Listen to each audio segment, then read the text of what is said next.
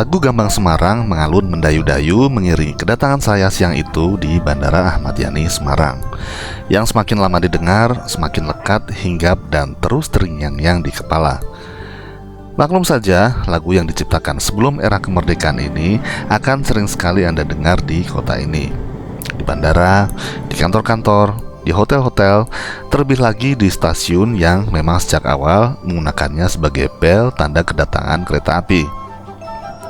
Sepertinya lagu dengan judul asli Empat Penari ini memang sudah melekat erat dengan kehidupan orang Semarang. Kalau dipikir-pikir, mengunjungi kota Semarang ini ibarat menjelajahi masa lalu dengan menggunakan mesin waktu. Kesan ini terutama akan Anda rasakan saat menyusuri jalanan di sekitar kawasan kota lama yang memang telah menjadi pusat bisnis dan perdagangan pada abad 19.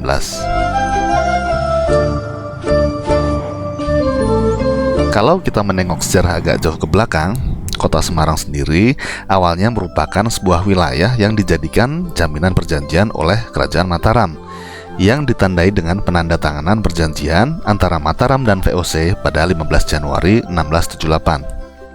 Adanya pergolakan serta dinamika politik yang terjadi selanjutnya dalam internal Kerajaan Mataram membuat Semarang berpindah tangan dari Mataram kepada VOC atas jasanya membantu Mataram memadamkan ancaman dari serangan pasukan Trunojoyo.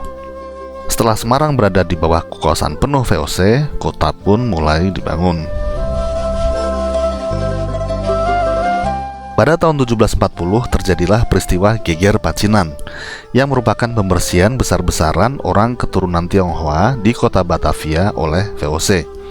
Penyebab utamanya adalah karena kesenjangan ekonomi. Geger Pacinan ini mengakibatkan perlawanan besar-besaran oleh etnis Tionghoa dengan bantuan orang-orang pribumi. Perlawanan ini tidak hanya terjadi di Batavia, tetapi juga meluas ke kota-kota lain di pesisir Jawa, termasuk Semarang. Saat itu lahir pula kebijakan kampung sentra etnis, di mana etnis-etnis tertentu diatur untuk tinggal di daerah tertentu pula, hingga muncullah kampung-kampung seperti Kampung Pecinan yang terletak di luar benteng. Tujuannya tidak lain untuk membatasi ruang gerak etnis Tionghoa, baik dalam kehidupan sosial maupun aktivitas ekonominya.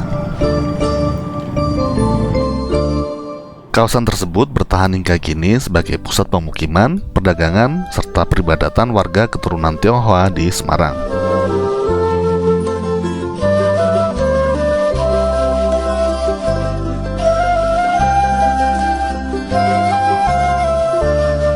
Tidak jauh dari kawasan Pecinan, terbentuk pula Kampung Kauman yang memiliki sejarah sebagai pusat penyebaran agama Islam di Semarang, yang letaknya tidak jauh dari alun-alun dan masjid besar yang kini dikenal sebagai Masjid Agung Kauman.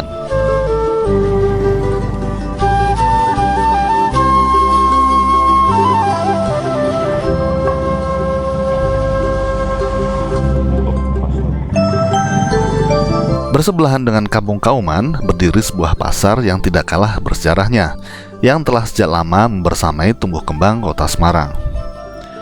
Berawal dari pasar kecil di timur alun-alun yang dikelilingi pohon johar, pasar ini diperbesar dan diperluas pada 1933 oleh arsitek Insinyur Thomas Karsten.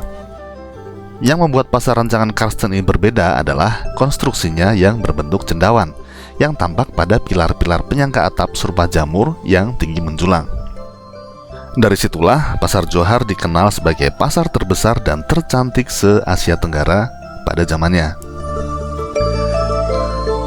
Pasar ini pernah beberapa kali mengalami kebakaran, dan peristiwa yang terakhir adalah tahun 2015 yang menyebabkan lapak para pedagang ludes dimakan api. Dan mengingat nilai sejarah yang dimilikinya, pasar ini direvitalisasi kembali hingga akhirnya diresmikan pada 2022 oleh Presiden Joko Widodo.